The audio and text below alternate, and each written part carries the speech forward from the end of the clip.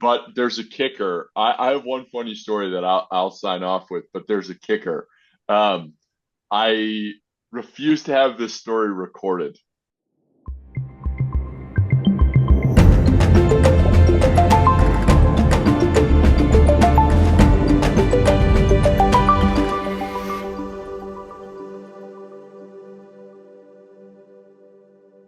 You Michael, know, I'm I, sorry I hijacked no, your conversation. Hop in. Sorry. as you should, as you should. I'd rather people, listen to you than to me for sure. But let me kick this off the right way, I guess. Thank you, everyone, for joining. Thank you, Nick and Randall. I see you there as well. Thanks for joining. And we have a surprise, Sebastian, I think, here on the line as well. Somewhere there's so many faces, but he should be. So, Yeah, Sebastian, we're adding a wrinkle, I guess, to today's I am. tasting, right? Hey, Sebastian. So normally, what we do, we partner up with a brand, and we've done actually a tasting with Found North before, where we go through the flight of expressions from one brand. We've done a mystery flight before as well, and that was very well received. I think it adds a level of intrigue. It adds a level of gamesmanship, I guess. And so this was by far one of the most popular requests to do one again. And so we decided to combine the two. I know how much people love Found North brand, and this blend that was launched to actually our members about a month ago, but went online today for the general public. It presented an opportunity to do kind of two things at the same time. So we're going to review our blend first, and then we're going to have some fun with the tasting of the mystery flight and see how your palates are and see if you can at least guess what you're drinking. We'll start there. If you can guess the brand, bonus points. And speaking about bonus points, we have some chocolates that we are going to be pairing with some of the whiskeys. Now, before you ask, I know there's only four chocolates and six samples, but some of those chocolates will go with more than one whiskey. And that's where Sebastian will jump in and he'll kind of walk us through, his company and what they do. And their neighbors. They're also based in Brooklyn. The chocolates are being made actually in France, but their shop is located in Brooklyn. Let's start with Found North. Let's talk to people about how this whole thing came together. This is our second sojourn, as Gary put it. So this is our second project, but the first one came together by through brainstorming essentially between myself, Nick, and his brother Zach, and we wanted to do something very unique and special. And that coincided with the Prime Barrel launch a few years back, and so that's how the first blend was born. And then Nick had us over at his house. This was pre-baby, and so a lot more people were invited, which I completely understand because I have two kids of my own. And so when the second opportunity came around, it was a much more intimate environment, and it was a few of us from the Prime Barrel Club, but obviously Nick was there, and so was Chris, who's also works for the brand. So that is a very long way to say we're super excited about this. And then Nick is a master of blending. Now we've done a few blending projects before and since Found North. And what I find interesting is that every single company does it a bit differently, which is great, right? It wouldn't be fun if everybody did it the same way. Um, Nick is very, very technical, I guess, and scientific about what it is and how he goes about it. So I'll let him explain the process, and then we can talk about how it tastes. Yeah, thank you, Michael. Yeah, it's really funny.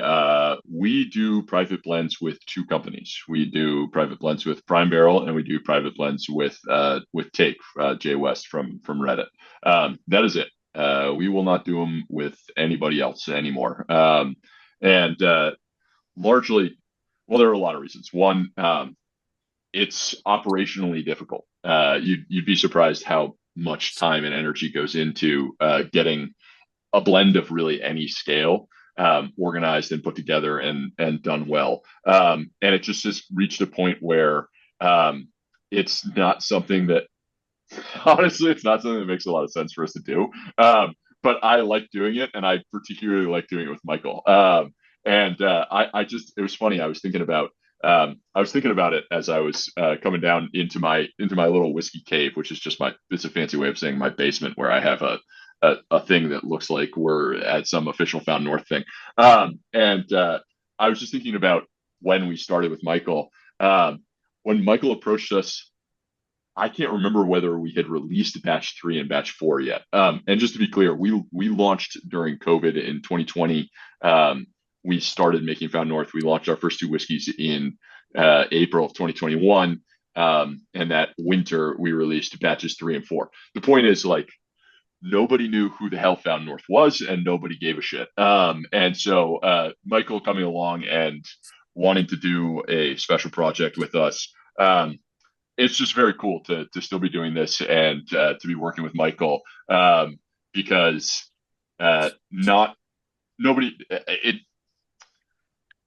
this is not an industry where anybody generally gives a shit about you until you're somewhat important. And Michael was early on to Found North and cared, and it means a lot to me. So I'll start with that. Thank you. The second thing I would say is blending is something that we at Found North had no idea how to do. So it's a hilarious thing to hear Michael be like, yeah, they're very sort of scientific and technical about it. Because we had to teach ourselves how to do it. Found North didn't start with a bunch of people who had worked in production for. In fact, we had all worked as brand ambassadors. We had all worked in retail, in bars. None of us had actually been on the production side when we started Found North. And so the real reason we started blending was frankly out of necessity. Canadians don't make whiskey that is ready to bottle the way that MGP does, or Heaven Hill, or any of the really good big producers that supply a lot of the best brands in the bourbon and rye industry in the US. Canadians make 100% corn, 100% rye, 100% wheat, 100% barley. That's not actually entirely true. Sometimes they put a little barley in things, but the idea is true. The idea is to make these component whiskeys, these incomplete layers of flavor that will integrate together well. And most big distilleries in Canada, if you buy whiskey from them, they will design the blend for you. And so when we started approaching Canadian distilleries, they didn't send us components, they sent us blends. And the blends were fucking terrible. I can't begin to tell you how bad the whiskey was that was sent to us. That's not entirely fair, but it wasn't even remotely close to bottleable for the premium consumer that we were really targeting. And so after we had received several rounds of blends from the first distillery we ever worked with, the master blender said to me, he said he was so frustrated with me, and we were doing this all over Zoom. He said, "Why don't you guys blend it?" And he said it a lot less polite than that. And I said, "Great, yes, send us the components and we'll blend it." And he had a real chuckle on his face at that time. And I learned why, because it took us 9 months to make something that was even remotely any good once we received samples. So we learned everything about blending and every way in which we blend, trial by fire, right? I mean, really just desperate, running out of money, trying to figure out how to make a good whiskey. We had a real idea of what good was, but no idea how to get there. And we really figured out how to get there on our own. It was very much a learning experience. And what is fundamentally different, I think, about Found North and the way that most brands that blend whiskey, which is almost everybody, does whiskey is we taste everything that we make.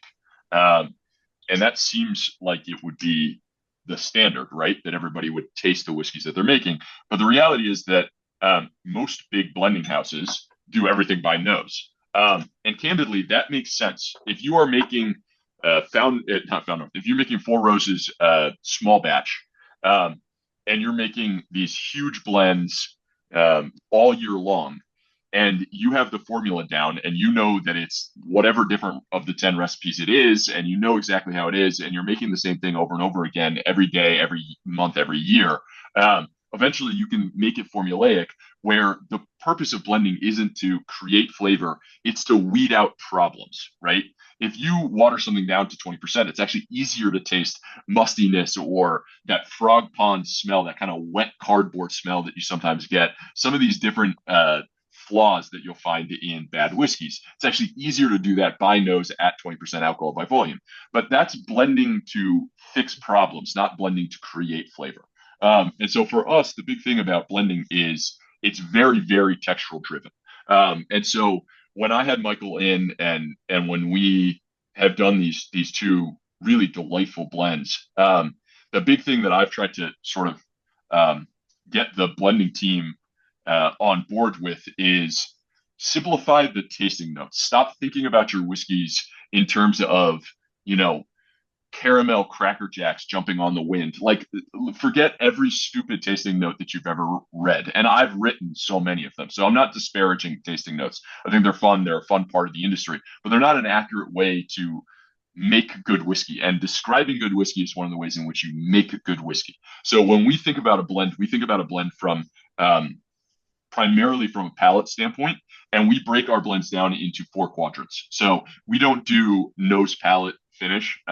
That's not how we do it. I'll just say it that way. We consider the palate, and we consider it in four quadrants. The landing is the first quadrant. The mid palate is the second and the third quadrant, broken into the first half of it, the second half of it, and the finish is the fourth quadrant. And then sometimes we'll actually talk about, as a team, we'll talk about the resolve, which is after you drink the whiskey, the residual flavor that kind of comes up into your palate afterwards. But primarily, we're looking at the four quadrants. And what we are trying to do is jam as many flavors into the four quadrants as possible. A good whiskey tells an elegant story over the period of time, which is those four quadrants. And what I mean by that is when you taste a whiskey, it doesn't just hit you with a palette of flavors like a list of tasting notes. What a good whiskey will do is it'll evolve across the course of time. Even if that period of time is 3 or 4 seconds, there's an evolution of flavor. Which is why I always think about whiskey from a musical standpoint, right? I was kind of talking about this as we were getting started here. When you think about good music isn't about the summation of the different notes that were played. It's about the organization, the elegance, and the story that was told with those particular notes. Whiskey is the same way. It should be told in a way where the flavors, as they progress across the palate, evolve in a really easy to understand and very a way that is easy to appreciate. So if you think about what's the kind of the counterpoint to this, what would be a bad whiskey in my mind? A bad whiskey in my mind, the easiest two ones to think of are bimodal whiskeys and whiskeys that fall off a cliff. So bimodal whiskeys are whiskeys where you get presented one flavor motif, one set of flavors. You get a pause in the middle, and then you get a second set of flavors that are completely different. We've all had these whiskeys where it's like, whoa, that's really interesting. And then the second half of the story is completely disjointed from the first half. The even easier one to understand are whiskeys that fall off a cliff. Everyone's had a whiskey that's fallen off a cliff. You drink it, you're really interested. It's got an explosion of flavor, and then boom, it just stops, right? It's just like the last quadrant, the last part of the story isn't written at all. So a good whiskey should actually tell a very easy to follow, very elegant story across all four quadrants. And so when we do blends with Michael, when we do blends at Found North or any release we're doing, we're looking for the narrative more than anything else. And that doesn't mean being able to identify that this thing tastes like golden raisins dipped in creme brulee. That means being able to get the sweetness to balance with the spice, to balance with the fat, to balance with the fruit, right? Very generic terms, but it's much more about the elegance and the way in which it's presented. So this particular blend, which I'm sorry it's taking me so long to get to, this particular blend that we did, this was a really fun blend. It was a blend of season 5 single barrels. So just to I know we're covering a lot really fast, but season 5 was a set of single barrels that we made. So effectively, we created a blend. We took that blend and finished it in a bunch of different cask types. And then for the most part, we sell those casks as individual barrels. But what we do for Prime is before we start selling those single barrels to clubs and retailers as individual barrels, I pick a handful of them that I think will blend really well. And then I allow Prime to blend with me at certain ratios. So season 5 was a blend of 37% barrel 5977, which was a cognac finish, 18% barrel 5961, which was a Sauternes finish, 20% barrel 5981, which was a completely different Sauternes barrel, 20% 5964, which was a Ruby Port barrel, and 5% 5979, which was a ex-bourbon maple syrup barrel. Um, the original blend of this was a blend of old 10-year, delicious 10-year rye, a 12-year rye, a 20-year rye, and then a 14 and a 16-year-old corn components. So that was the final composition of it. And what I think it did particularly well from a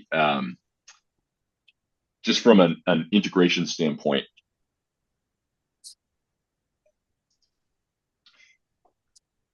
is it did what I really enjoy with whiskey, which is it landed with a lot of bright, rich fruit quality. It kind of descended into its spice palette in the mid palate, and then it gave you all of that like lovely sort of citrus with a little bit of oak tannin and sweetness on the finish. If you want me to wax rhapsodic about this, I can start giving you all kinds of flavor note poetry about it. But really, the important point of this whiskey is how it landed, which was very, very fruit forward, which I always find really intriguing about a whiskey. I really don't like whiskeys that are slow build into their quality. I want a whiskey to land and catch your attention right away. Fruit is one of the easiest and most exciting ways to do it. So the Sauterne and the Ruby Port start to come through really quickly. You get that combination of like golden raisins with red fruit, so kind of a almost like a raspberry jam. This thing is very, very rye forward. It is actually a rye, so you end up with that sort of more minty, heavy rye quality on the sort of second and third quadrant. But then you descend and you get into this really lovely citrus note on the finish, which I really enjoy. All right, that's me talking for 20 minutes. Is there any questions, thoughts? Hit me. People probably been sending stuff in the chat that I haven't been looking at, so let me take a look. Okay, while you're taking a look, I can also add that our first blend, which I actually have a bottle of right here. Oh shit, Um, I should have grabbed mine.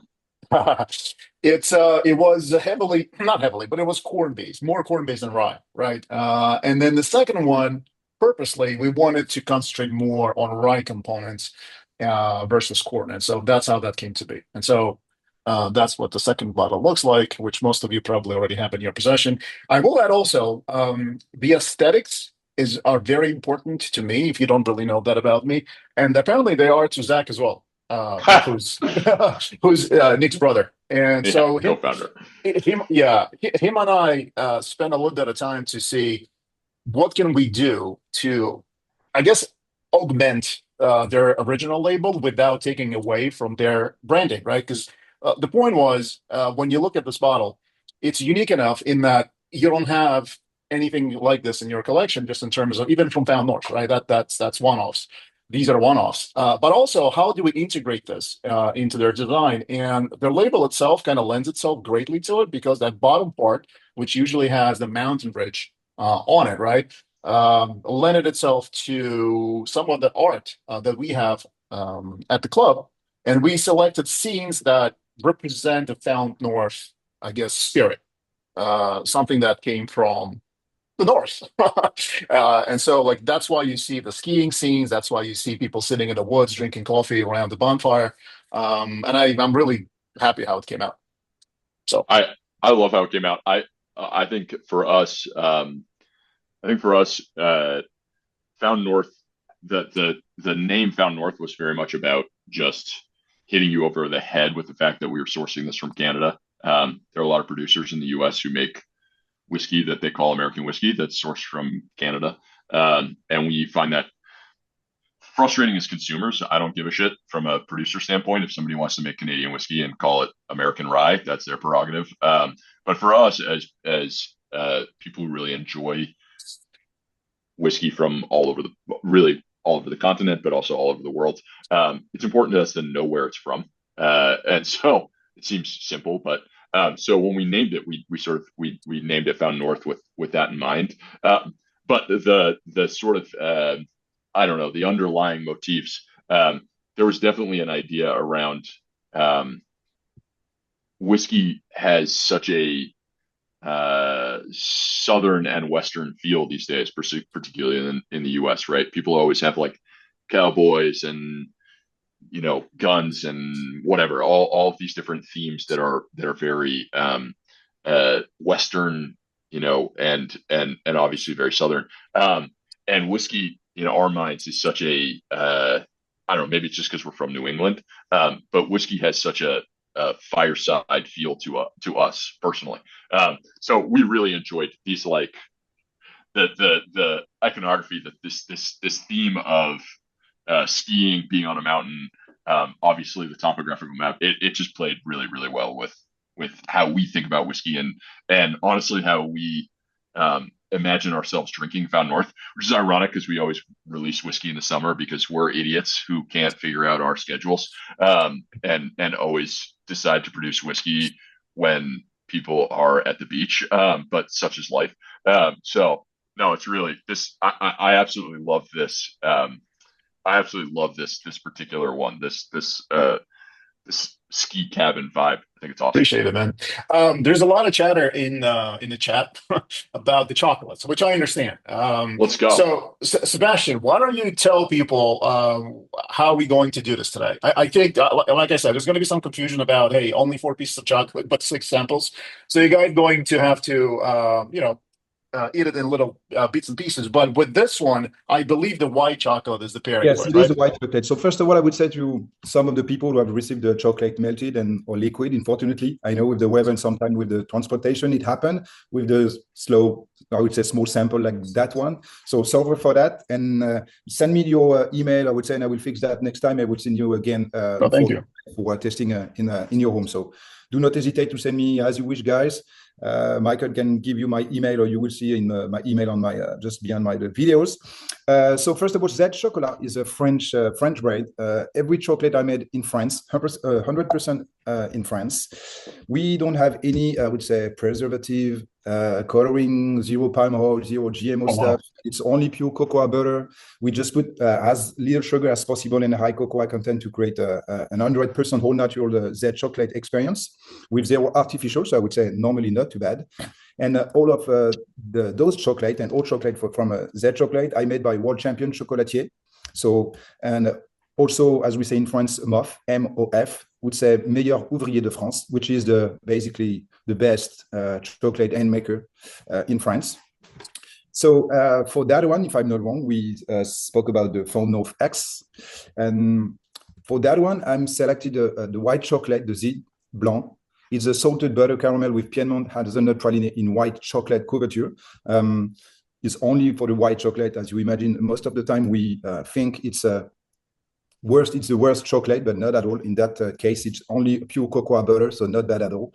So we'll see two kind of layers, one of the crispy praline and the caramel. And I picked that one for the Found North because it's, I would say, in the same way. So it's vanilla and caramel from both, some whiskey and chocolate. And give you, I would say, a luxurious sweet harmony between the chocolate and the whiskey. So basically, it can be chocolate can be a good thing for someone discover the whiskey because, as you know, guys, a lot of time it's maybe too strong for some people. And with a piece of chocolate, give you a more sweet mouth, delicate things. So from my side, from my palate, I would say it works. So I hope it's the same for you. Oh, hell yeah. Keep a piece of white chocolate if you can, because if I'm not wrong, you can also try with another one later. I will give you the name. I keep the secret. When we get to it. Yeah, when we get to it. Yeah, exactly. So yeah, from my point of view, this one worked really well with this kind of vanilla and caramel whiskey side. Sebastian, I don't know how you say mother of God in French, but Nick is spilling the chocolate. We say nom de Dieu. There you go. Nom de Dieu. Nom de Dieu. Nom de Dieu. Lord, this is good. Yeah. Oh my goodness, Sebastian. What did you do? Very nice. Good. I'm really happy that you enjoy that. How do I buy this for my wife? Yeah. So I think I'm kidding. I'm dead serious. I want to buy it right now for my wife. Yeah. Not only that you can buy it from Sebastian's website, I will put the link down. Sebastian, feel free to put the link down. Yeah. As a members of the Prime Barrel, you guys are going to get 20% off as well. So yeah. I give you a discount of 20% and also on I would say on a personalization. Sorry, I'm still learning my English. Me too. So because we also work like on this kind of box of chocolate, I would say wood, 100% wood from France and made in France. So you can personalize it with some pictures, I would say name, what you want. The 20% also apply on the box. Yeah, I have a question. Amazing. Go ahead. If you can speak French, could you get 50% off? I would say no. No, I would speak in English. Yeah, Sebastian, don't bother with English. Just keep making chocolate. This is ridiculous. Okay. That was probably my smallest piece could do the melting, and now you say to save half of it. Too late. That was good. I know. I already ate Oh, it. I ate all of it. I ate all of it as well, actually. You're too fast for me, guys. It's too good for me. Okay. I think we're setting. I think you enjoy it. And I We're would say setting it. most of the time the chocolate is, we mix with wine most of the time. But I would say also with rum and whiskey, it really works well. And I would say even from my point of view, even better. Because it's, chocolate is strong, and whiskey and I would say high alcohol stuff are really high too. So you can work on the both side, the sweet side and the tough side. So it's a good mix from my point. And what do the numbers inscribed on the chocolate mean? Yeah, I would say good question, because we have, as in the alphabet, the same numbers of chocolate with different recipes. So basically we have 3 Z chocolate, the dark one, the white one, and the milk one. So same ingredient inside, just the cover is just made with different kind of chocolates. And after, from the 0 to the 24, we have just different chocolate for every recipe. So you can find, for example, if you have the Z, you just go on the website, ask for Z white. If you have the 10, on the 5, on the 20, you just pick your numbers and you have your chocolate. Good question. Thank you. I can give you after, if you want, send you the PDF of the what kind of chocolate is, and also why I put in with each whiskey, if you're interested. That would be wonderful. Yeah. I will. That'd be great. So are we ready to get started with the mystery questions? Yeah. Well, first of all, before we move on to the mystery thing, what do you guys feel about the new blend? Actually, we talked about chocolates, which is awesome. What do you guys feel about the whiskey itself? Is this the one you're selling on your Prime Barrel right now? Yeah. I thought it was awesome with that chocolate. It really brought out a port finish. It really was nice. Thank you.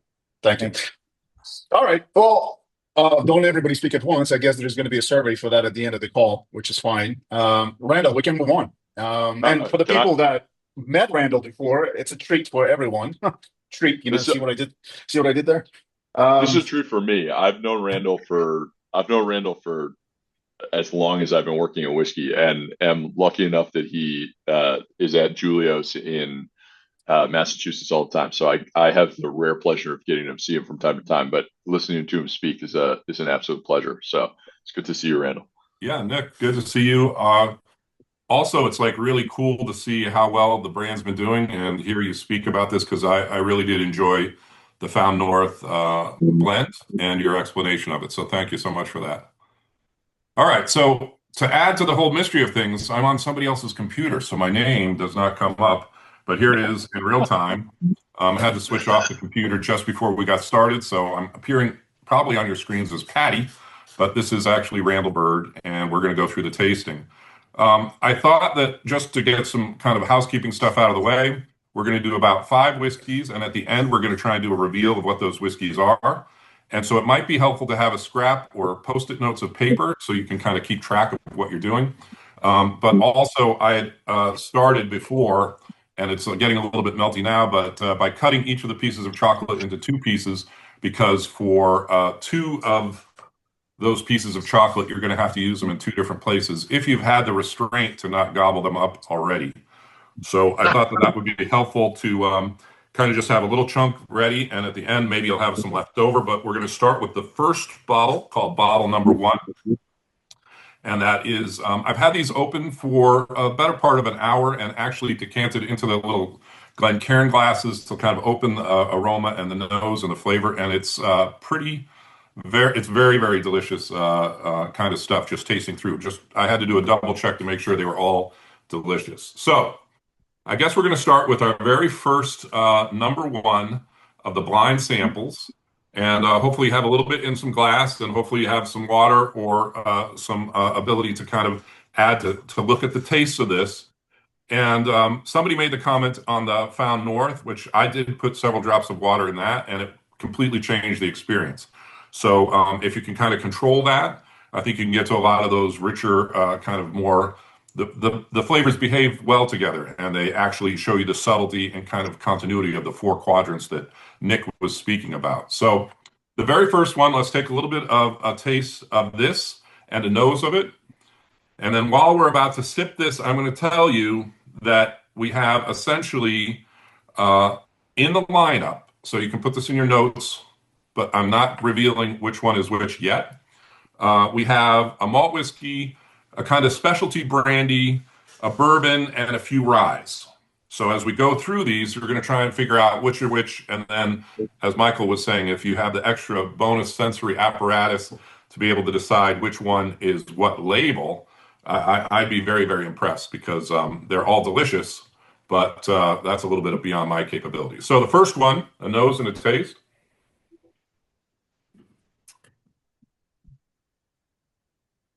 Sometimes I add a little bit of water to open that up. If you feel like you don't want to add water, don't add water. There was a discussion early on from Nick, a very poignant discussion about tasting notes and things like that. And I found that if you can find things that you identify in the glass, it's so much more powerful than somebody suggesting, telling you, or writing tasting notes for things that you should look for, because they don't always match up. So I think the first thing I would want to try and do is figure out if I thought this was one of those four types of whiskeys or spirits, brown spirits, because one of them is brandy based instead of a grain based, which would be the whiskeys. And so with this particular pairing, I think we're doing the small chocolate that looks like a milk chocolate and has the number 20 on the top of it. If that didn't melt out, it looks like it also has almost like a white chocolate base to the chocolate. So if you take a little taste of that with the pairing, and pairing chocolate with whiskey is something that I've always enjoyed doing, probably because I just love to eat chocolate, but it actually does have an enhancement of the flavor. A lot of the lipid kind of chains and complex flavors you're getting from the chocolate kind of open the whiskey even farther than perhaps the water does that you've added. And so our number one sample, I guess the first thing I would try to take a look at is what you think that particular product is. And then as we go through these, one of them, maybe two of them, will be a little bit stronger in terms of alcohol proof strength. So you're going to try and want to find out if this is behaving in a way, because that will help narrow things down when we get to the end and do a little bit more of the reveal. Are there questions about the first one? Not a question, Randall, but I Yeah. guess a additional comment to what you just said. Last time we did this, I believe we did a survey at the end where people actually rated every sample without actually knowing what it is that they're rating, right? They were just rating it strictly based on the taste. And then we revealed it. And then we did, and I think at that point we even said, well, this was bourbon, this was rye, this was whatever. You can guess all you want right now. It's just we won't reveal it anything until the end. Correct. And I think that I like that format where people, before, just to give an anecdotal story, many, many years ago, I worked for a company that had what was considered one of the premier blended whiskeys in the world. I don't want to really get into name calling, but there's a word blue somehow attached to this particular blend. And when we would do a blind tasting, what was interesting was that if you ask everybody what their favorite was, and you did not reveal what it was, a lot of people picked ones that were not supposedly the best or most expensive. And then when you revealed it, a lot of the opinions changed over to be that particular one because they thought very highly of that, or they thought that that's what they were supposed to be answering. So we will go through, taste, do the kind of questionnaire or rating of the whiskey, and then we will then do the reveal after that. Okay. Does that kind of make sense? I think that's... Yes. Okay. So barrel sample number 2 is going to be hopefully in your glass, taking a little bit of a taste. I would take a look at, some people talk ad nauseum about the color or just the legs on it. But I think that when we're in a situation like this and you're cross comparing, I would concentrate on nose and taste and just see what it means to you. In this particular one, we should be using the dark chocolate with the number 5 on it. And hopefully you've got that number 5 in at least enough pieces to do with another whiskey that we're going to see a little bit farther down. So this is a dark colored looking chocolate, and on the top of it was a number 5 if that had not melted out.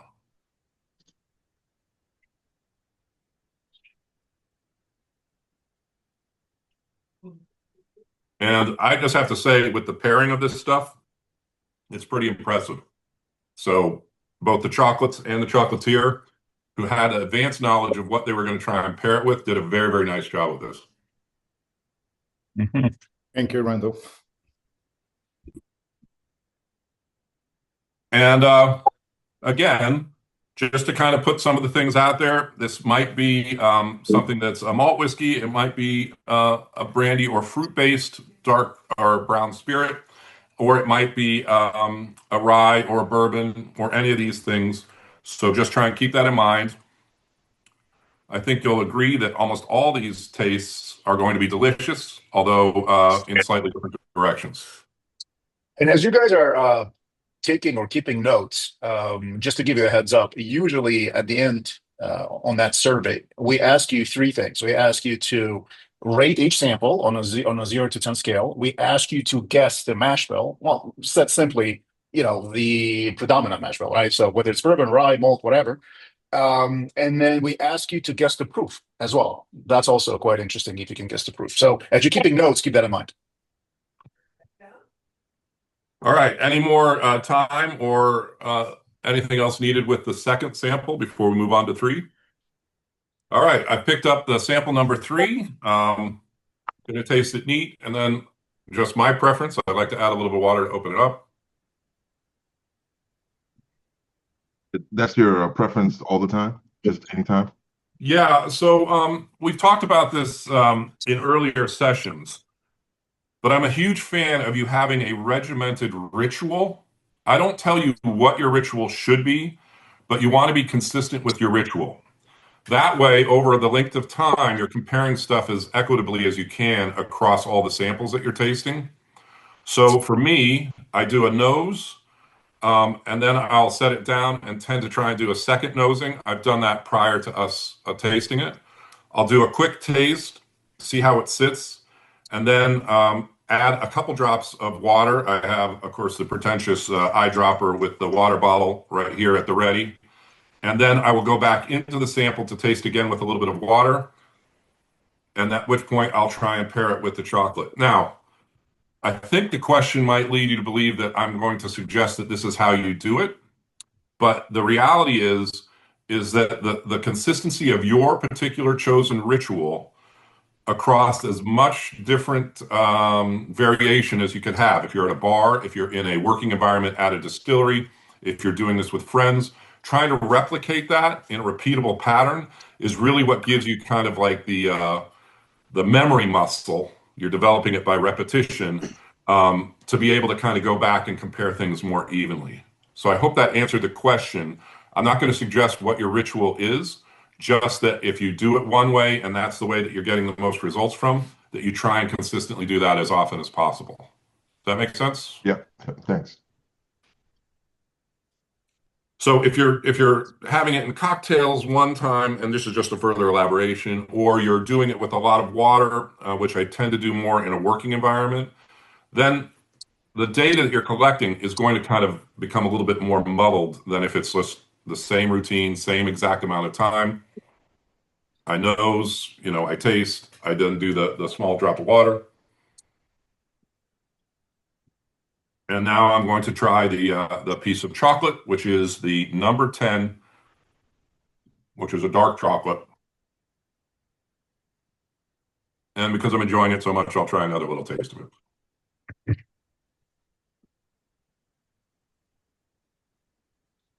There's some people making comments. We'll revisit each of these whiskeys with a little more depth, probably when we kind of finish and kind of wrap up some of the stuff. But do people feel they have enough time to sit with this number 3 sample? I know I'm kind of moving through it quickly, and this may be part part of my training is that I tend to have to go through a lot of samples, sometimes upwards of 30 samples in a sitting. So, like I said, I rely heavily on that routine, the pacing, just keep moving through it, and then going back. And what you can't see in front of me, I have the glasses lined up. So if I was doing a selection or trying to pick stuff, if you imagine a row of glasses and I've put them on its side, right? I'm going to move certain ones forward or back. And that is going to be an indication on something. So if there's something that perhaps I'm not that excited about in a tasting selection environment, that may be moved back. And so it allows me to keep going through the lineup, but still kind of get a gauge, almost like an equalizer for your stereo system on what you would like to go back and refocus on or check back with. And that's just like happens almost by reflex when I'm placing my glasses down on the table and sorting through things. Okay. Sample number 4, blind sample. We're taking a little taste of this, a nose first, a taste. I'm adding a couple drops, just 2 drops essentially of water. Then giving it a little bit of a swirl or a mix, nosing and tasting again. And that has changed with the water in it. And now for a bite of the chocolate, again, that white chocolate that we originally did with the Found North, if there's anything left, that's the one with the Z. And of course, the whole little piece of chocolate is white in color on the outside. Folks ready to move to our final of the blind tastes? Hold on, I still got chocolate in my mouth. Okay, we'll wait. Like I said, I'm not doing this because I'm impatient. I'm just used to a pace where I'm going through a lot of stuff, so I'm trying to slow down to recognize that my tasting style is probably a little bit more speed oriented. How long you been doing this again? 35 years. Sheesh. And a lot of this training came out of me working in Scotland on blending teams and working with some of the blending houses that had a lot of single malts. So you would go around with a clipboard and with a team of 5 or 6 people and literally have to go through 20 or 30 samples and then compare your results across to the master blender or whoever was leading the particular team or the exercise that day. And so it's very, very fast. And I recognize that most people drink whiskey in a very different way to enjoy it instead of to try and make sure they're getting consistency and tasting across the samples. That comes with experience, I guess. Yeah. But also, I'm also doing very minimal amounts of taste, which is, I think sometimes that's off-putting to people because they want to see you just, hammering down like big couple ounce pours. But I just have to have enough to coat my tongue and smell it and then revisit it. And so, yeah, I'm sorry if that's also a little bit, while you guys are enjoying it, I'm like ready to move on, which is not intentional. So, all right. How about number 5 now? We feeling comfortable? Okay. So again, the nose, the taste, some drops of water,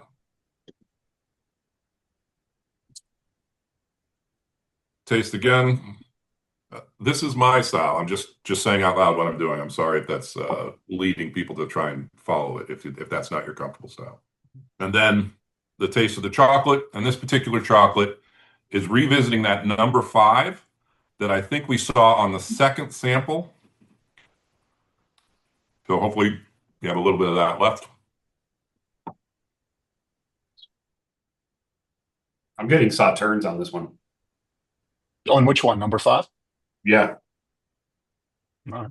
Yeah, it actually reminds me of a Found North single barrel sauternes. All right. Find out soon enough if you're correct. Yeah. So hopefully some folks have either a method for kind of moving stuff forward or back or some kind of notes that you have with you. I would take a second if you want to kind of sit with this for a second and then go back and try and put some order into your preferences and some of your guesses together because that's the next phase that we're going to look at.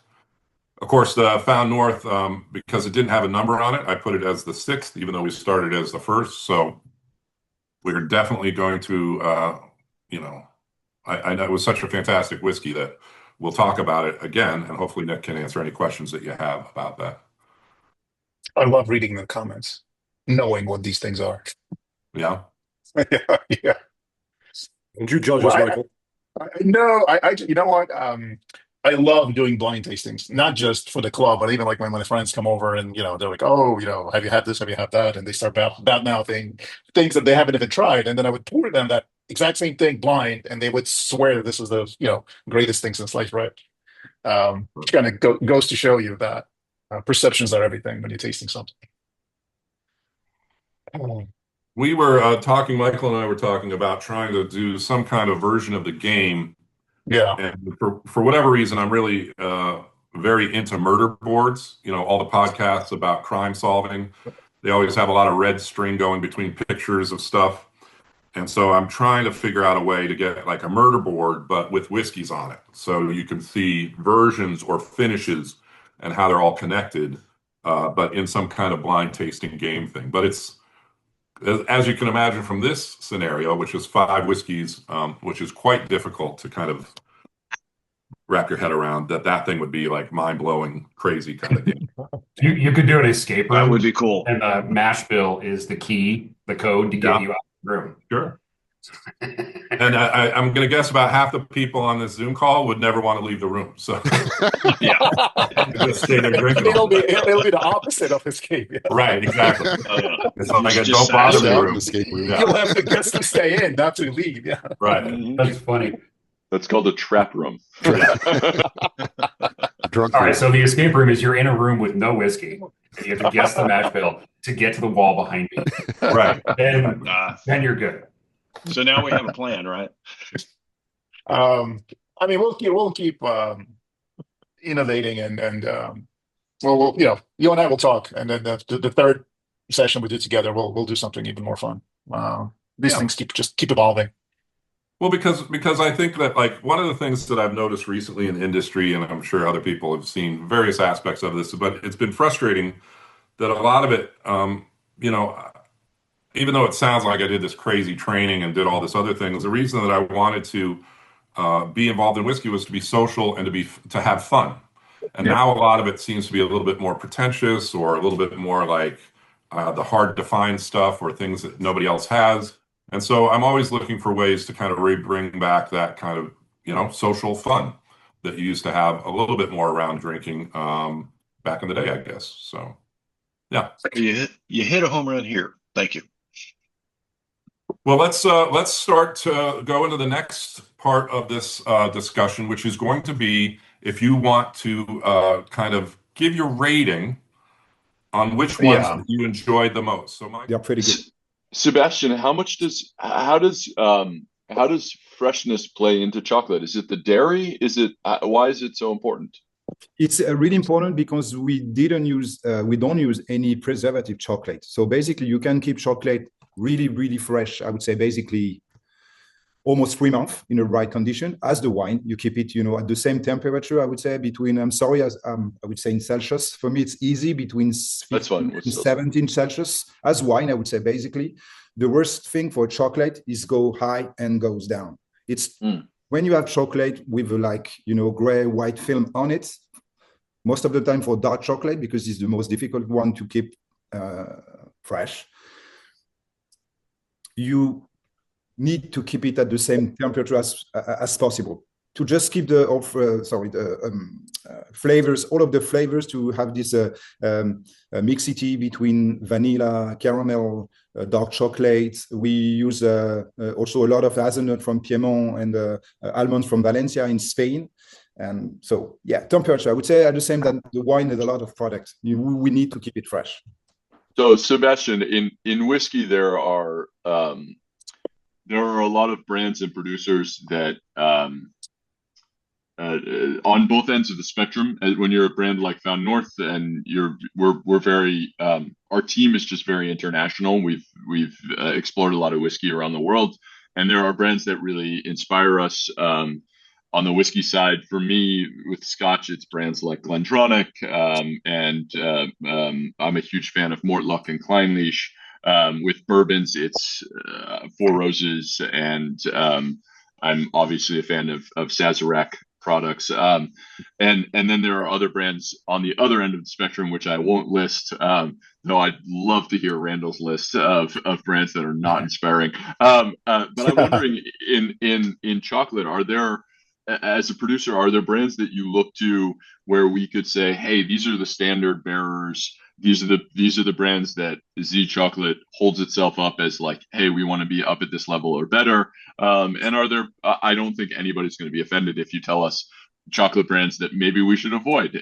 No. What's the standard? I would say it's difficult to say because every, I would say, country has its own palate. As French people, for example, everything spicy for me, it's, I would say, a bit too strong because I don't have the palate for that. But you guys, American, it's more right than for French people. So it's always difficult to say which is the average thing. As we say in wine, when you find a wine who just you love it, maybe it's the good wine for you. So I would say it's the same with the chocolate. Basically, now, just I think all the people here looks more like with what is make, how you make it, what kind of people make it, which is the way, which is the country. We looking more than how you produce it with the product than the name of the brand.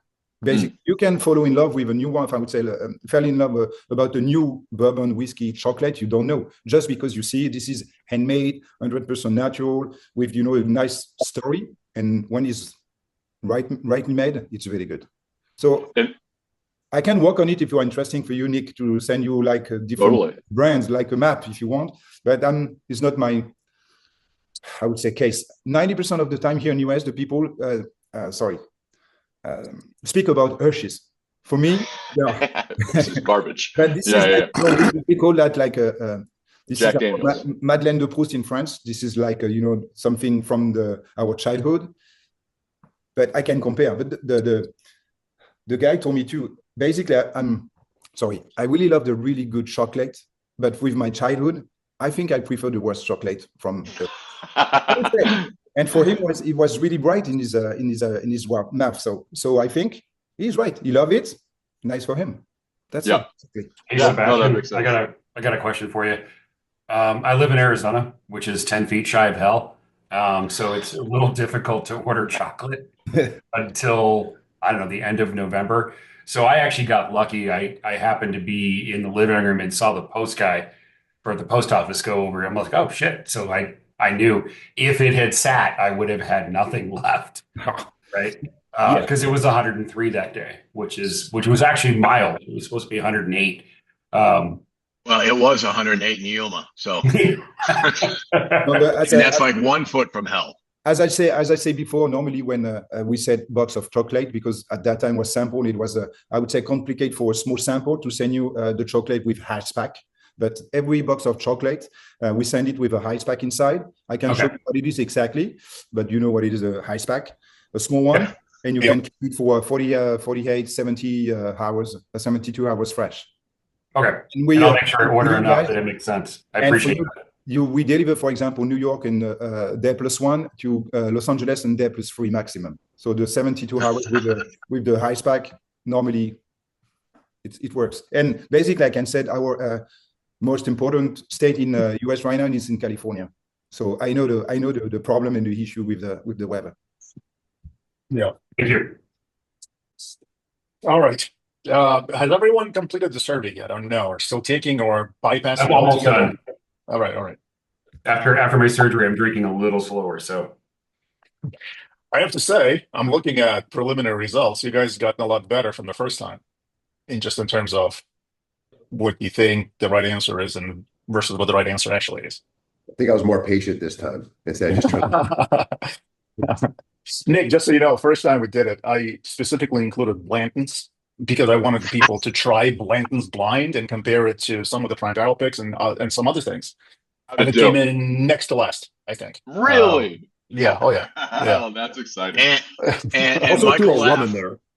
Michael laughed because when that one came up, I think it was like sample number 2. I'm like, I said, I know I would never search this one out. And Michael knew that I have a warm heart and emotional favorite of Blanton's because somebody gave me a bottle of that in 2004 when I retired from the Marine Corps, and I fell in love with it. And I can tell you right now that there's like all kinds of Blantons in my room because I have it. But yeah, but he laughed so hard until the end when he told me what it was. Yeah, blind tastes are tough. I mean, straight from the barrel is really nice. Oh, the straight from the barrel is great. The straight from the barrel is actually ridiculous. Yeah. Le Maison de Whiskey, speaking of French, Le Maison de Whiskey straight from the barrel picks, I think, are the best in the world. Yes, I agree. Yeah.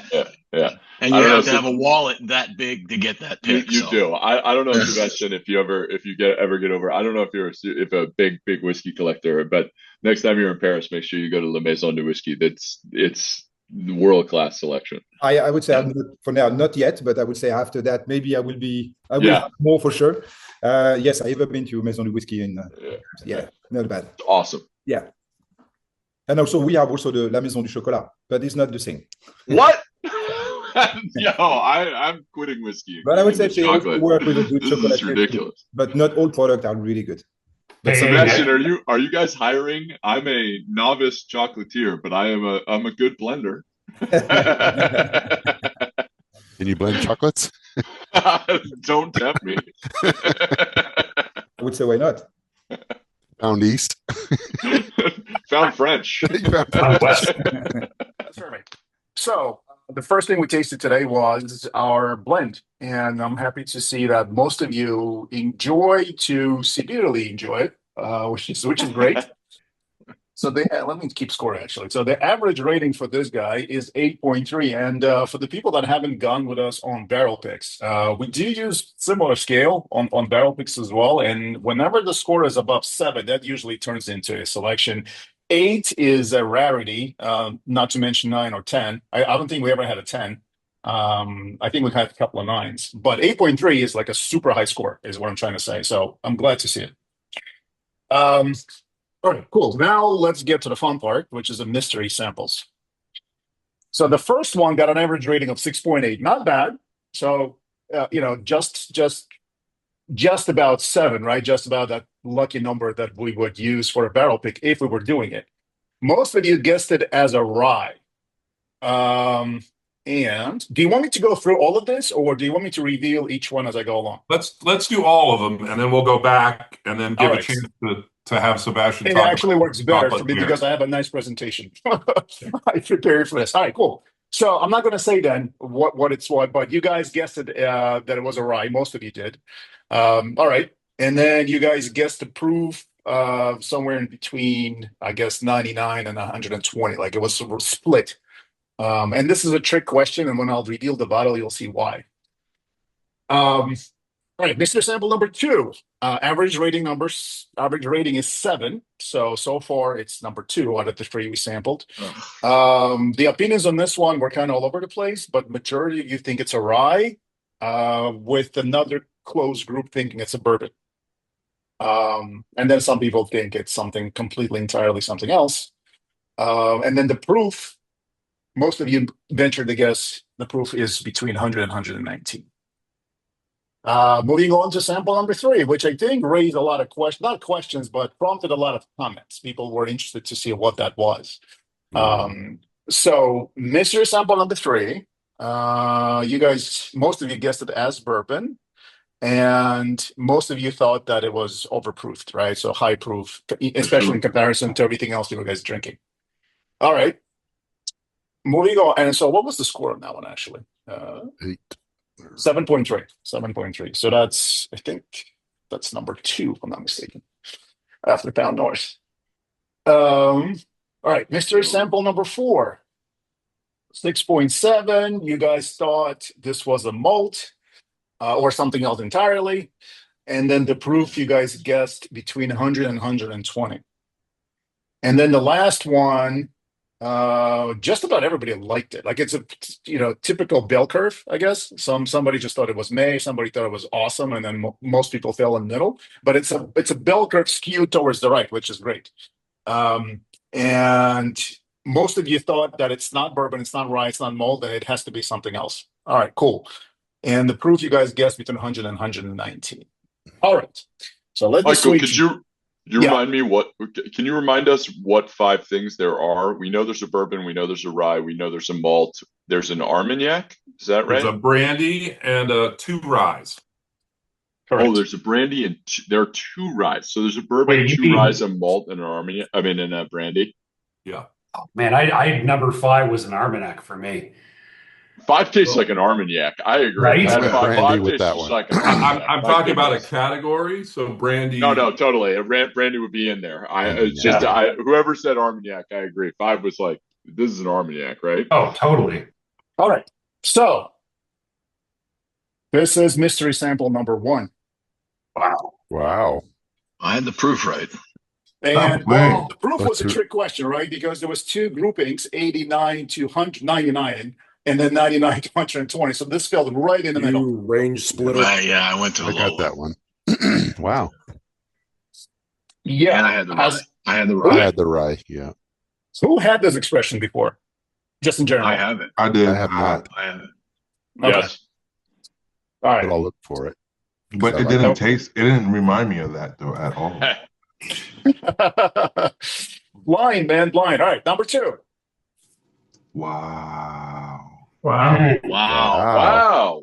I was guessing Russell's. Nice rye. Anybody I know think there's a balance. Randall, do you know the mash bill on the Michter's? No, I do not. I was trying to dig around Anyone for my know bottle of it, but I couldn't I find thought it was 74-21 something. Yeah.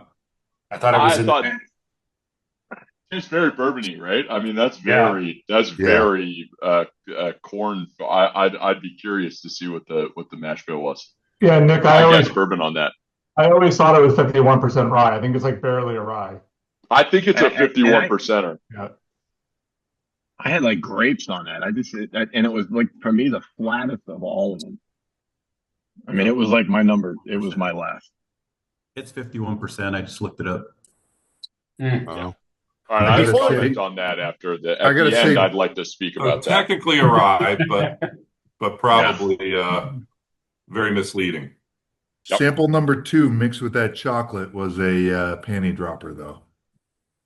I'm sorry. With the number 5. Well, they must dig older guys. No, not at all. The G string of bourbon is up next. Wow. Oh, Hey, Mel. it took a second for it to register. All right, before we reveal number 3, what was the predominant note for you guys on number 3? Hold on. All right. I got plums and apricot. I know it was Really? high proof. To me, it tasted a lot like the Blue Run. The chosen. That And I got a spicy finish on it. Yeah, fruit to Give me 2 dusty. seconds. I'm grain. repouring it. Spices. Yeah. I'm repouring it. Hold on. Yeah, and I mean, it was a lot of heat and a long finish. I got no heat on number 3, but I did get a finished rye. Yeah, it was Interesting. dry. Yeah. I thought it was a rye. It reminded me a little bit of a Detling.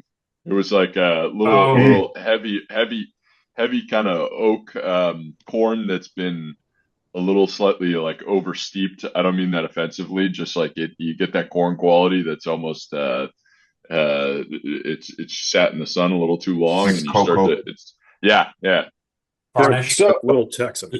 I put it as a high rye bourbon. I'll say that. I'll reveal it in a second, but I'll say this. When we were, well, actually, let me reveal it and then I'll talk. This is an upcoming pick. Never heard of that. It's an upcoming selection that you guys will get soon. 68%. Good Yes. Lord. Is a 68%. And you guys guessed, what was it? I think like 100 to 120. I think Yeah, that for was the sure. predominant range. Wow. Yeah, I had 120 proof. Most of would us guess drink low. hazmat and think it's 115. Yeah. I mean, Yeah. That's true. I mean that's the majority of the group, right? What's the mash bill on this NDP? I need to. I don't want to tell you guys the wrong info. I need to look it up. I don't remember, to be honest. Okay. I can tell you what this is. This is Barton. This is a 9-year Barton distillate.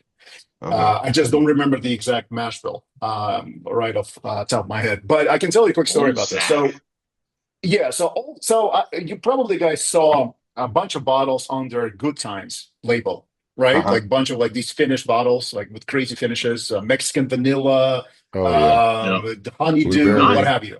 Yeah, Not and I bad always thought stuff. not about stuff. Some of it not about stuff. Some of it is just gimmicky to me, but it's just me. Um, Absolutely. but they actually had a buff turkey barrels when people had them, and so we went there to select the buff turkey barrel, which we did, and it's upcoming. So we'll actually release Olzak 16-year-old as well. It's going to be one of the first 16-year-old buff turkeys. But as we were tasting for different barrels, this guy, we came across this guy, and somebody essentially noticed the proof, and they're like, "Oh, we have to taste that one." All right, fine. So we tasted that one, and to us at the time, it tasted like a barbecue in the glass. It was like a predominant barbecue note, which I don't really get now because it spent more time in a barrel between we were tasting it and between when it was bottled. So I'm thinking that note kind of went away in a month or two that it spent extra in a barrel, but it's still pretty tasty to me. And according to the scores, it was tied for second highest. So sometimes we use these opportunities, these tasting sessions, as an opportunity to preview a barrel that hasn't been released to give you guys a better understanding. And when we can do it, then I'm happy to do it. But that's what it is. Any questions? Wow. That's good. Nice pick. It reminds Thank me you. of the blue of the recent chosen. Okay. I love that one. So Yeah, to me, Yeah. it's got that I don't know, peanut shell kind of dusty note. Yeah, I get the Okay. peanuts in there. Yeah, for sure. Yeah. Yeah, chosen would have peanuts in it because it's a beam distillate, right? It's a Yeah, 10-year yeah. beam That's I distillate. was thinking beam with this one actually. Yeah. Where, No, this where is it aged? Kentucky. Oh, okay. All right. Kentucky. At Barton. Yeah. At Barton, probably in It's Yeah, aged in Bardstown. Bardstown, yeah. Yeah. Okay, that would make sense. I don't Yeah. think this one drinks as hot as the beam though, or as the blue chosen. The Blue Run, no. The blue run is a little hotter to me on the. Well, and I think Nick alluded to something like this in the beginning of the call, where like when you drink hazmats, like a lot of times the proof masks some deficiencies with whiskey and flavor. And so, like when we select barrels, we'll look at the proof and how it complements the flavor, not hides it, right? And so, like with this one, it was full of flavor. Like I said, like to us, it was a barbecue in a glass, which is clearly not now. But it's still very, very good, and I'm kind of happy how it turned out. Yeah, All right. what I would say, Michael, on that, just sorry to jump in for 2 seconds. Sure. Like a lot of times, so the thing that Randall talked a lot about their own, having your own system Yeah. for tasting, which I just Yeah. think it's so apt. I think that's such a great point. And one of the things that I try to do is, especially when I'm drinking high proof stuff, is just distinguish between something that is spicy and something that's hot. And they're similar, right? And if you think about, like, we talk about, hot peppers being hot, but hot peppers also, we describe them as being spicy. So it's not to say those two things aren't easily conflated. But with whiskey, I particularly find that a lot of times people will say a whiskey has a long finish when really what it has is a hot finish. And so when I like a long finish, a lot of times it will have a lot of residual spice. So that spice note will linger. But that doesn't necessarily mean it's just simply hot. And what I do like about this pick is I think it has a nice residual spice to it. I'm seeing a lot of people guessing that it's high rye. I also would guess that this is high rye. I think it has a nice spice profile, not just a hot finish, so to speak. Yeah, absolutely. And there is a key element or detail I completely forgotten about. And Gary, Mr. G, for all those of you who follow him on Discord, he just texted me and he said this guy was actually double oaked, which I completely forgot about. This was double oaked in the secondary oak, obviously, and Number 3. it was number 3, yeah, and it was distilled Okay. in Frankfurt and aged in Lawrenceburg, not Bardstown. Aged in Lawrenceburg. But not French oaked, right? Not French though. No. Okay, yeah. Oh, actually, was it? Hold on a second. Let me see. I got no lacquer. I got no bowling ball. I got nothing. So No, it was double oak in Kelvin cooperage barrel, number 4 char. That would Nice. be finished though. So it's And nice. you know what? For me, I think that probably reduced what I would perceive as high proof. I picked it up as 110-ish, right? Yeah, it's good. I had it at 120, and I got kind of like what Nick said, like, but when the heat went away, the spices stayed. So that heat is like a burn. It was a nice spice though. Yeah.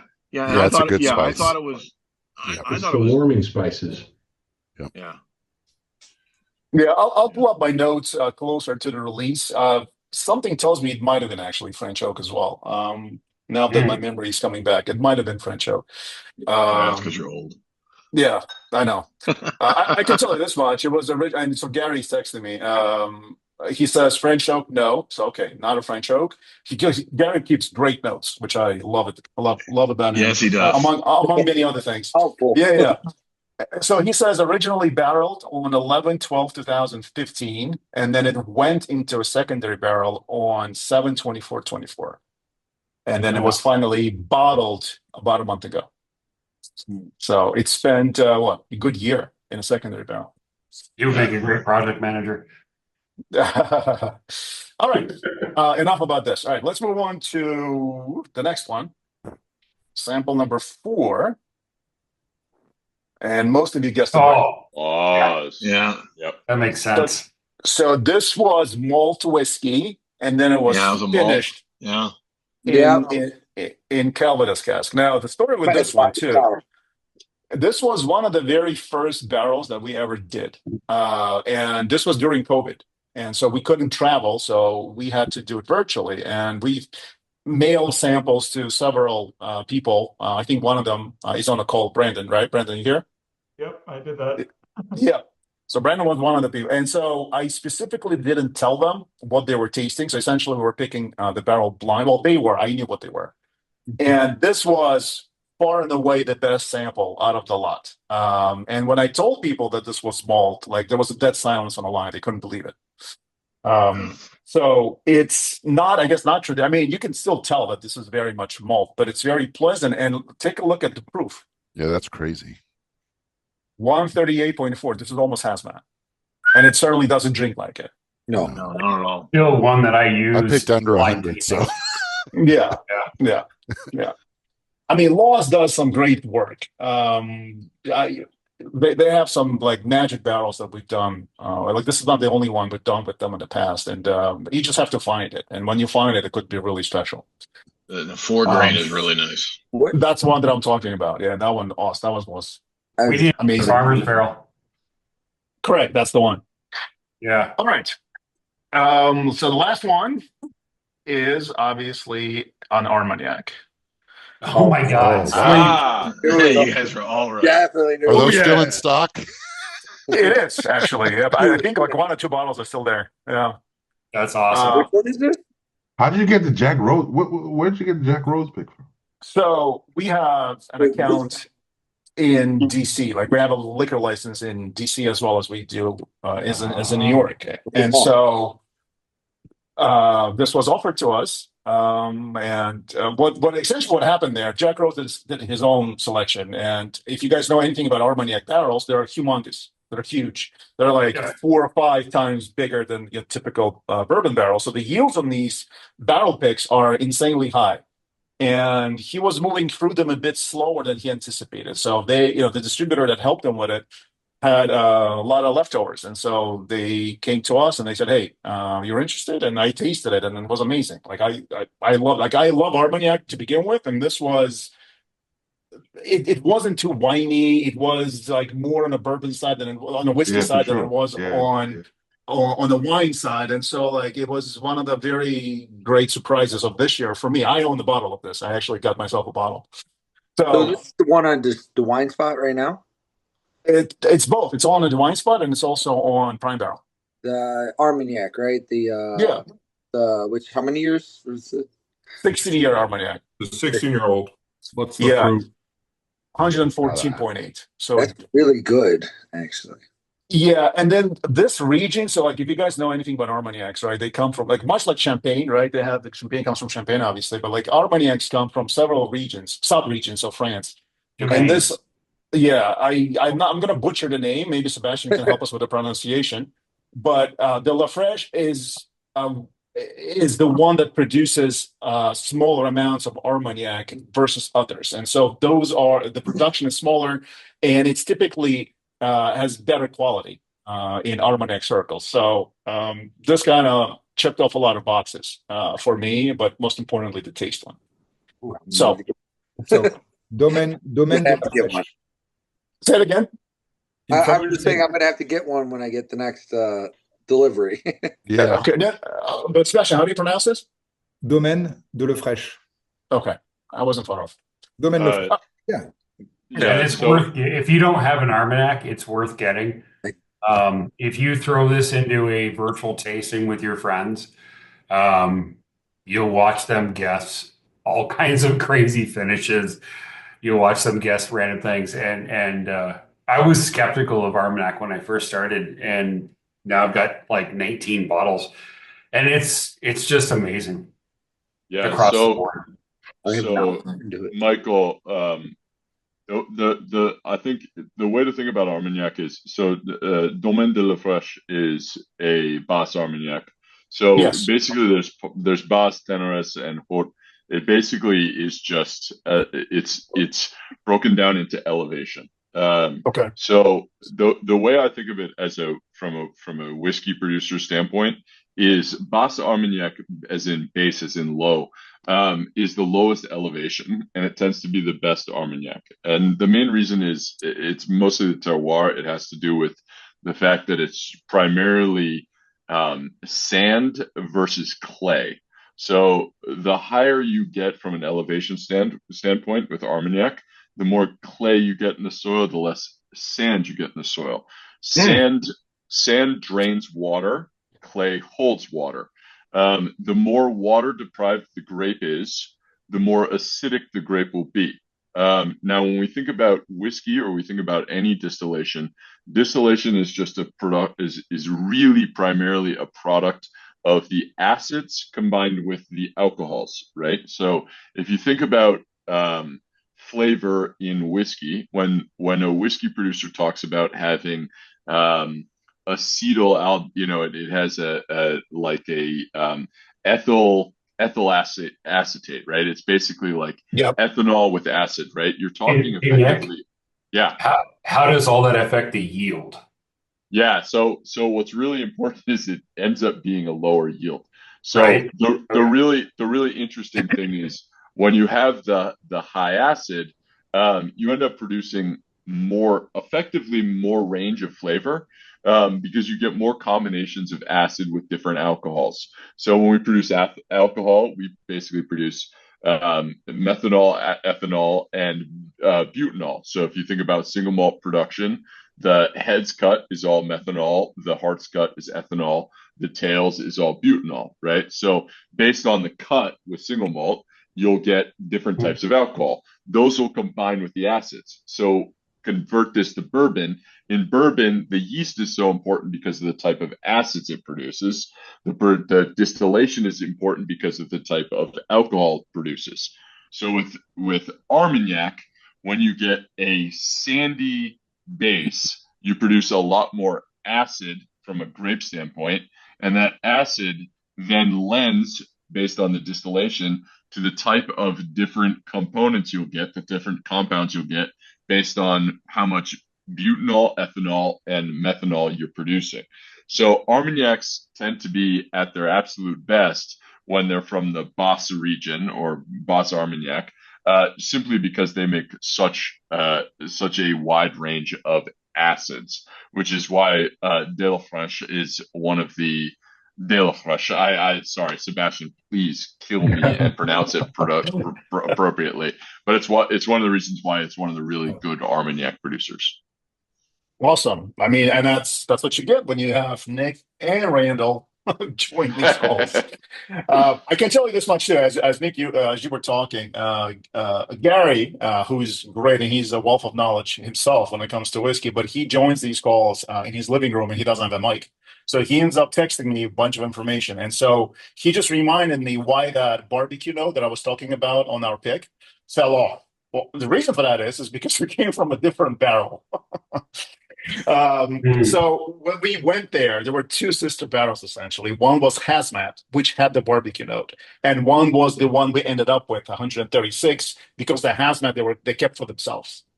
So the 136 one, the one that eventually became our selection, wasn't that much off in terms of profile, so it was still great enough for us to be a pick. But that explains why I remember a barbecue note, but it's not in the sample that you guys tasted today. What do we think about this new format? Not new format, but what do you guys thought about the format for today's tasting? I know you guys enjoy the blind, but what about the chocolates and all that? I love it, man. That was good. Love the pairing. I want the escape room. Nice, I keep don't. doing it.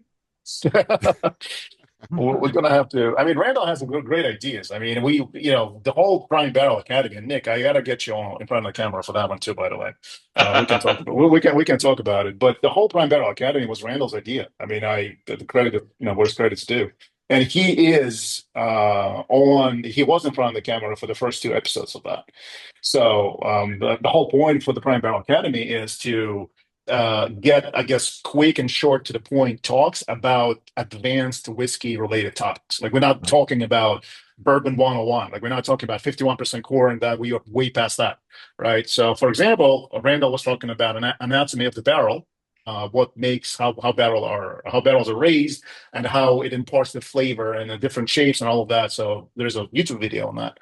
And then the other thing, other talk that he gave was on finishing process and how he approaches finishing, spirits, bourbons, and there's time units and all of that thing. So for anybody that wants to really geek out, those are the videos to watch. And we are recording a few others, and we're going to be putting them up as well.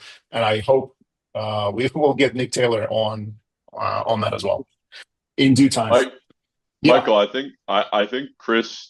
I responded to the email that Chris forwarded me about when we'd be out there. So the answer is yes. I'll be on there.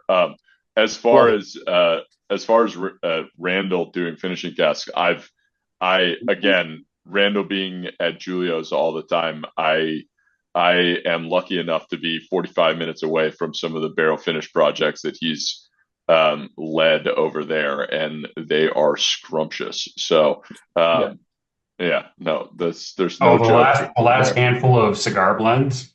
Jesus Christ. There was a copper and cask that I had at the last Go Whiskey weekend that Randall was pouring for me that blew my mind.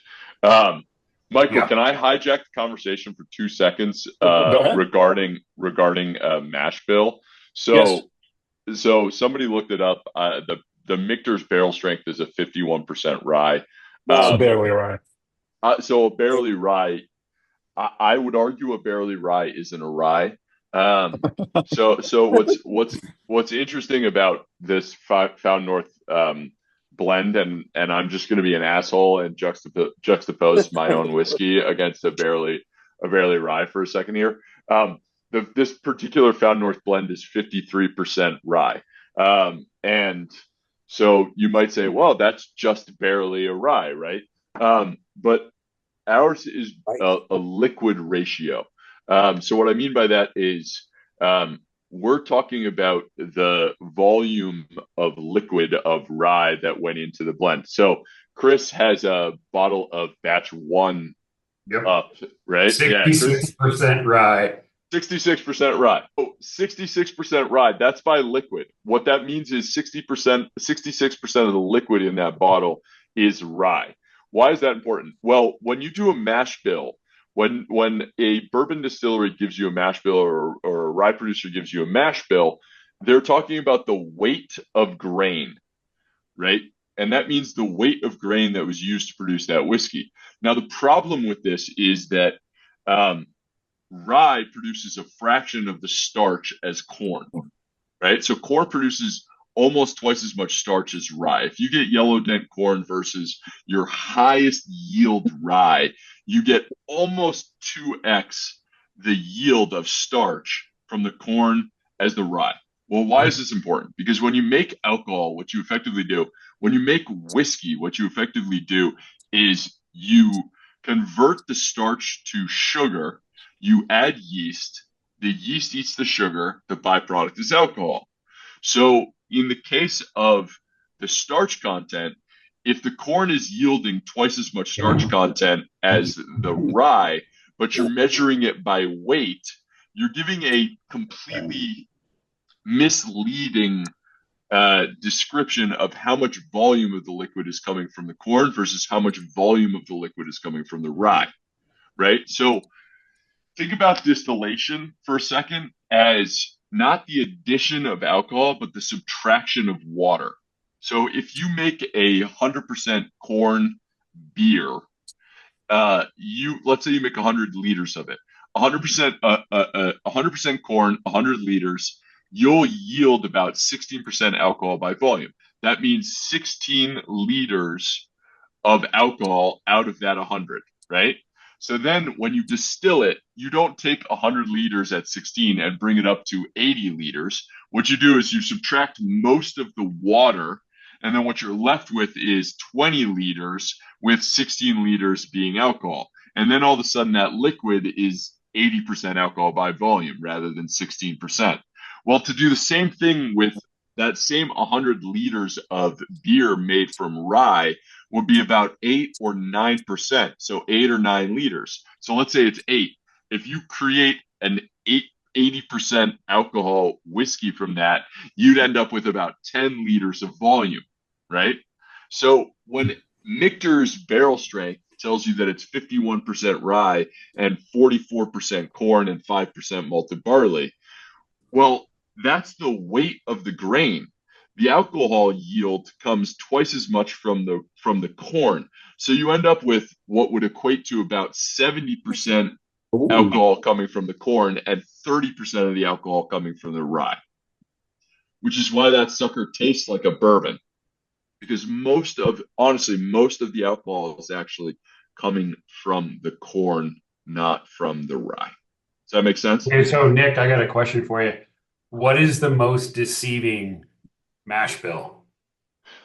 So I hate to No, I don't want you to hate. I want you to tell us. No. I'm totally incentivized as a Canadian producer to rag on bourbon. And the reality is that all of the bourbons and all of the ryes are all working on the same scale. So for the most of the part, it doesn't really matter that it's a little misleading, right? Because it's like, look, if you expect 50% rye to taste a certain way, and it usually does, it doesn't really matter as long as everybody's playing on the same scale. But when you introduce a producer like Found North, where we say, hey, this is 53% rye, well, the mash bill to make the prime blend would be more like 75-25, not 50-50, right? So right. It's a way of referencing our whiskey. A lot of time, like, a lot of our batches are roughly 90% corn, 10% rye. And then people are like, yeah, but the rye is so prominent. No shit. That's because in reality, that would drink more like an 80-20 bourbon. And so it's just a way of understanding the scale more so than dogging the industry for being misleading. The most misleading people in the American whiskey industry are the brands that are selling aged rye and pretending like it's American, even though it's all from Alberta or Ontario. Okay, so getting into that. So looking at mash bills and then looking at yeast strains, right? On the American market, like, what do you feel when I drink batch one? Yeah, it's fucking amazing, right? And when I drink batch two, it's amazing, but I can tell the difference between a rye and a corn. Totally. I can totally tell the difference. And I never could prior to that. Like, I would have umpteen different pours and be like, okay, no. And then all of a sudden you had this and you're like, nope, this is, I'm like, no, I actually fucking get it. what is the difference on the yeast strain between us and Canada that's assisting in that difference? I think it has less to do. I think there are two things. It has less to do with the yeast strain, and I think it has more to do with the usage of new wood. So if you drown something in new wood, it's going to end up yielding similar flavors. And so what's interesting about Found North Batch 1 versus Found North Batch 2 is, Found North Batch 1 was 66% rye, 30% corn. Found North Batch 2 was 80% corn, 19% rye. So wholly different grain ratios.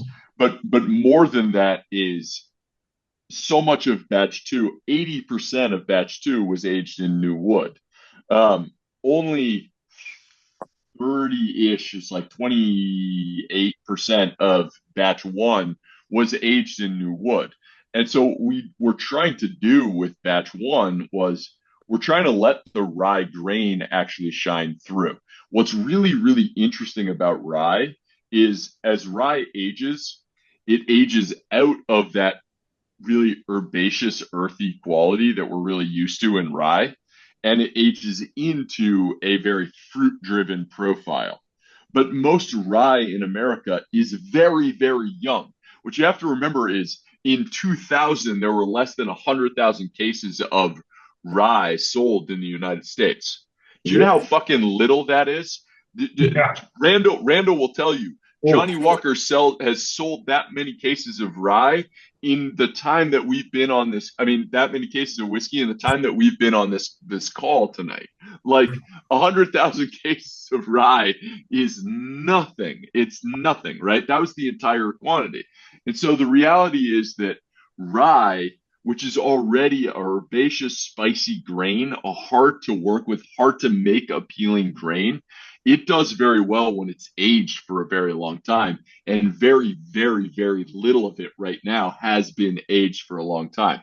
And so the reason you can tell the difference has a lot to do with the wood we used, but it has also a lot to do with the fact that we didn't, because we bought it when it had already been matured, but Canadian producers had allowed that rye to mature into its really more interesting fruit and spice-driven profile without nuking it with all of the lactones and the tannins that you would get from new wood. Right. So I just wanted to piggyback on what Nick was saying, which was all fantastic points. I was in Canada looking at barrels, and I was like, what are these barrels with 8 rings? And they're like, oh, that's all pre-1960.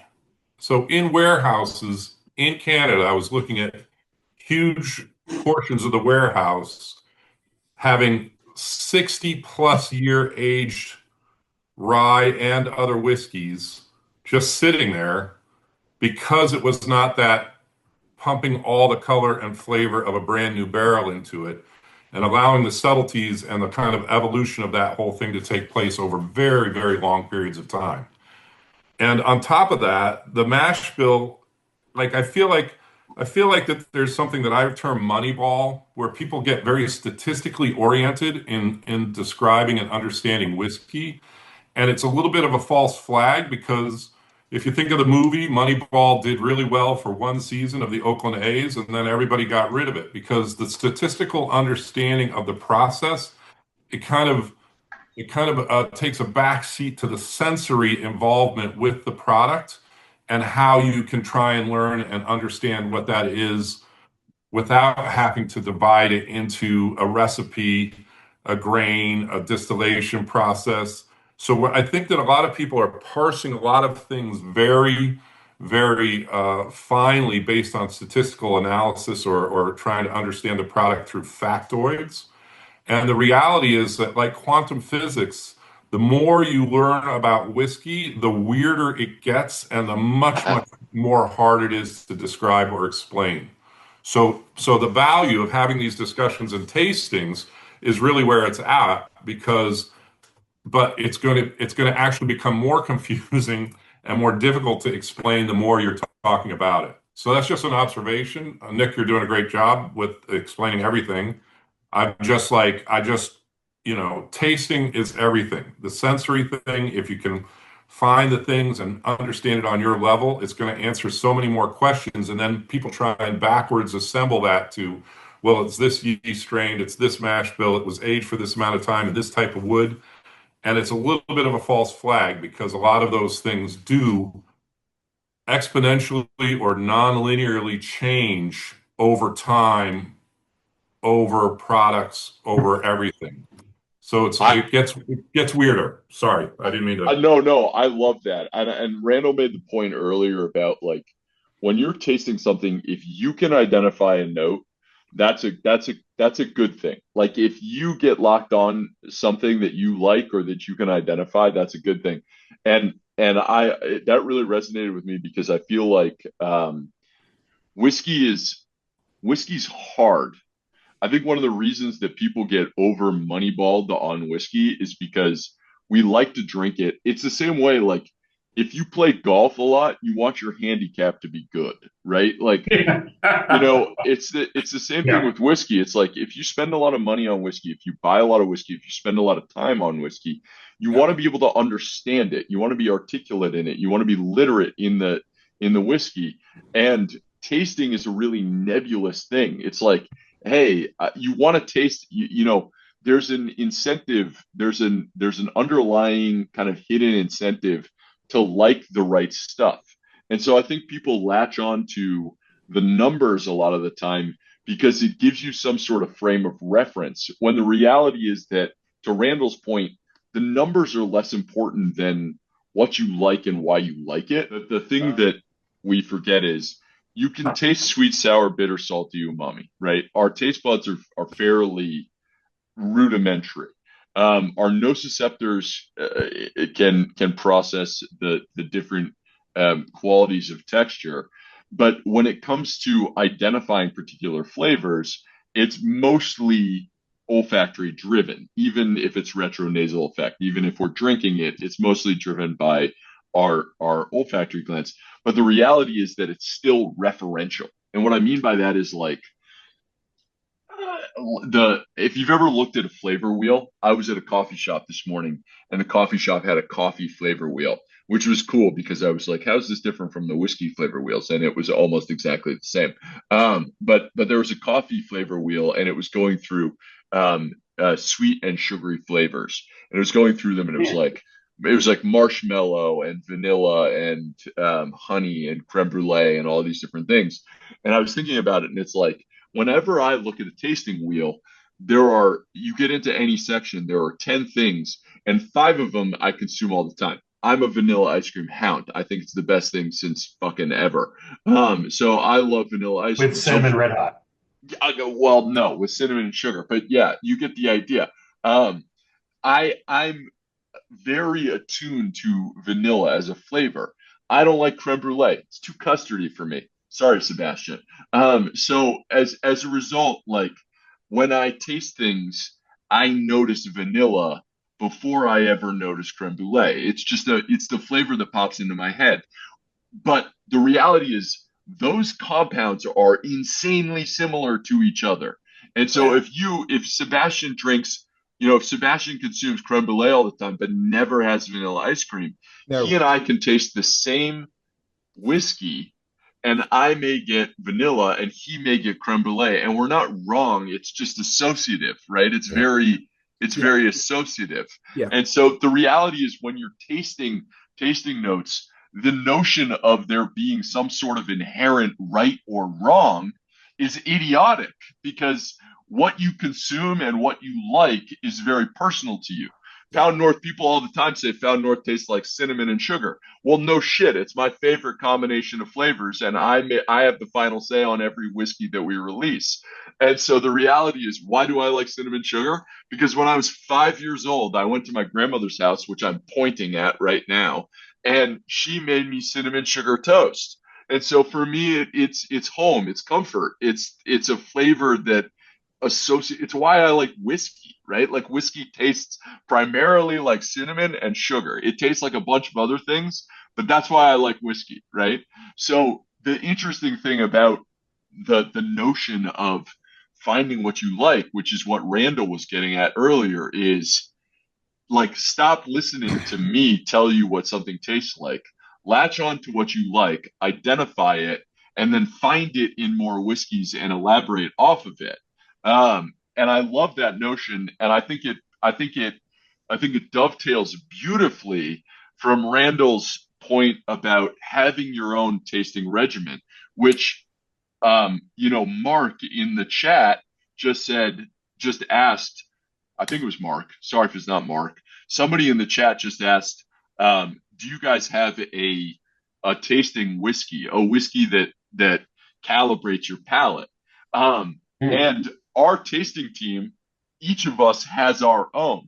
So our head blender, Sammy Karachi, who worked his entire career at Edrington, which owns Macallan and Highland Park, his whiskey is Macallan 12. He's so familiar with it that before he starts drinking, he tastes Macallan 12. And it's not just about like leveling his taste buds out. It's just about identifying where your taste buds are at. If you're blending whiskey and you just had coffee, I guarantee that will affect how all of everything you taste is gonna taste. So it's one of those things where it's like, hey, I just had coffee, but then I had Macallan 12, and everything's tasting slightly this way, and I can adjust while I'm blending. You don't have to do that because you guys are mostly enjoying whiskey, not making it. But the idea still holds where it's like, find your center, find your place where you love your whiskey, and then start exploring from there. And stop listening to all of us assholes telling you how it should taste, what the mash bill is. Like, all of this other stuff is just a way to try to give all of us a frame of reference for what we already enjoy or don't enjoy. I'll add to Dude, that. this is amazing. That's great. Can I add on to that? And essentially what Nick just said in a 15-minute soliloquy there. I'll say in 2 sentences, basically. Drink your whiskey the way you like. And that's it. There is no wrong way to do it. The whole point of like these tasting sessions became a thing for 2 reasons. One, necessity during COVID. But they kept going because we wanted to expose people to a diverse world of whiskey beyond just bourbon, right? And so, like, I always give an example. If you think about a plane, right, like the x-axis, and you think about bourbon, the range from very bad to very good, let's just say it's this wide.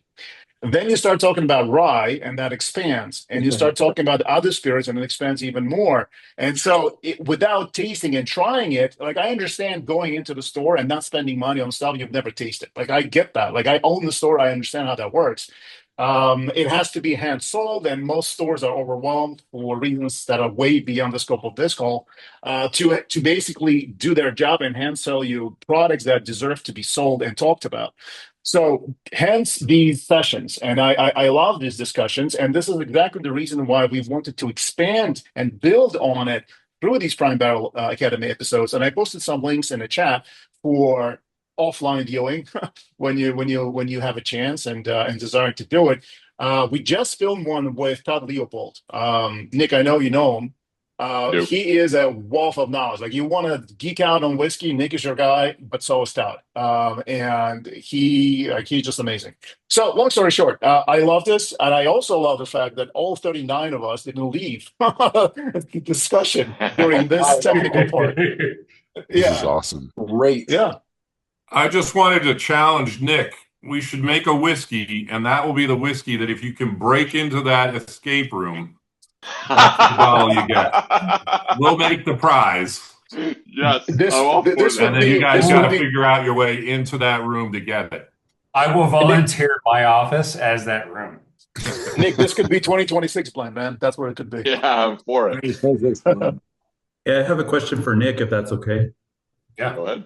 Hey, Nick, I was just wondering, like, what your thoughts are, because, like, you know, Whiskey Tube has gotten so big, and why do you think it's gotten so popular with the whiskey tubers to be like what you're just talking about? Why they're so into this tastes like gingerbread cookies, and you know, this tastes like, you know, cinnamon strudel, and why do you think that's gotten so popular as opposed to just keeping it simple? Yeah, Rick, I think it's because I think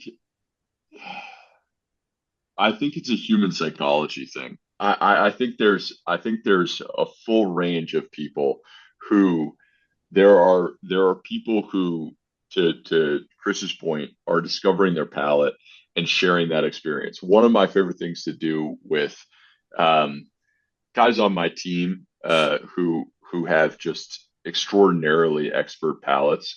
You know, if I were in a room with Randall and we were tasting three whiskeys together, I think one of the things that I would really enjoy is just as he's tasting them, the ability to be descriptive in a way that isn't unnecessarily flowery, but that is accurate and that triggers you when you're tasting something with somebody who has experience and knows what they're talking about, and they can take a particular note in a particular aspect of a whiskey and tell you, hey, you know what that tastes like? Do you know the flavor of a fresh box of Teddy Grahams right when you open it?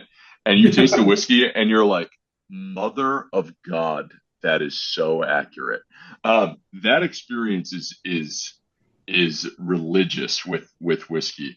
And so I think there are people on the good end of this experience who are really just discovering their palate and discovering their descriptive ability and trying to translate whiskey in a way that is going to be imperfect, but is going to be evocative and get you closer to the experience. I think there's that side of the coin, which is the good side.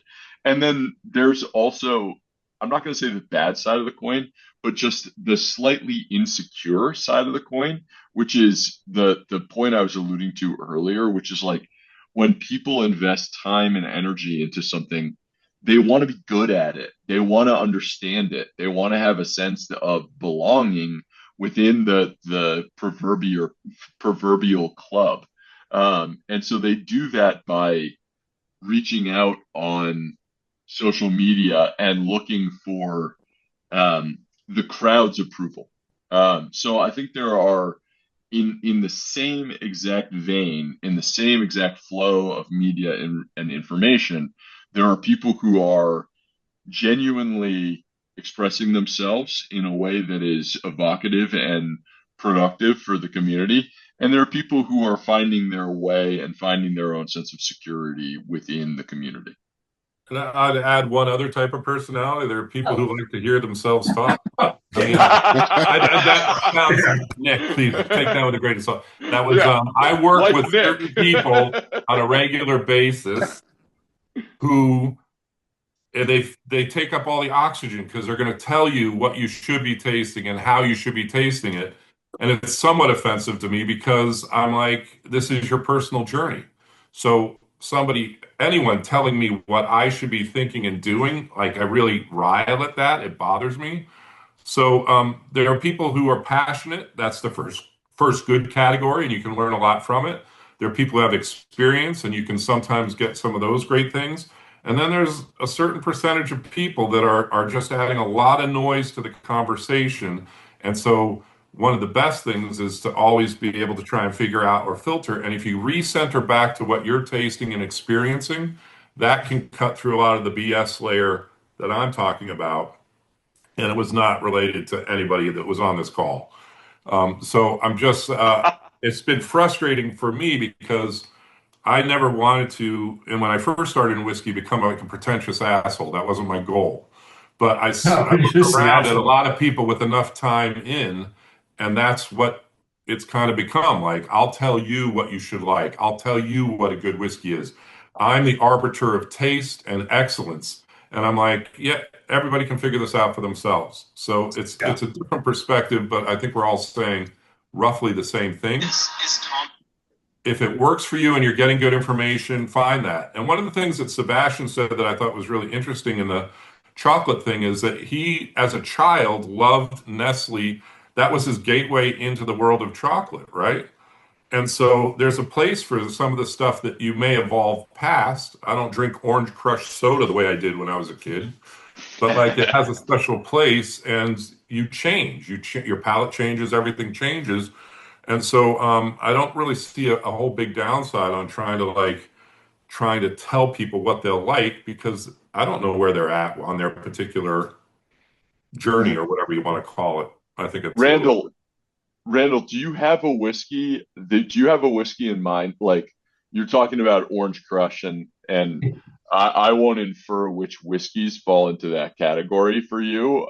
I know which ones did for me, but I specifically remember throughout my whiskey journey the whiskeys that shifted me from a casual drinker to like I was like, oh, I like whiskey. I prefer whiskey as a category.